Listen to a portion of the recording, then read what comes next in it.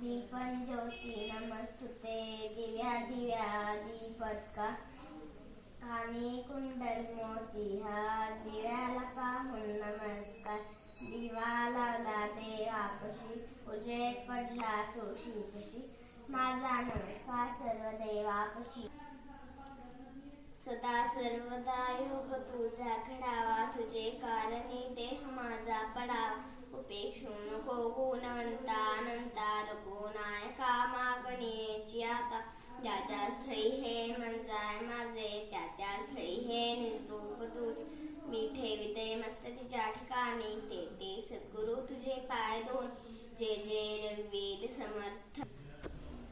भवानी बरी बाण घेऊन गेली प्रचंडासुरा दैत्य मारून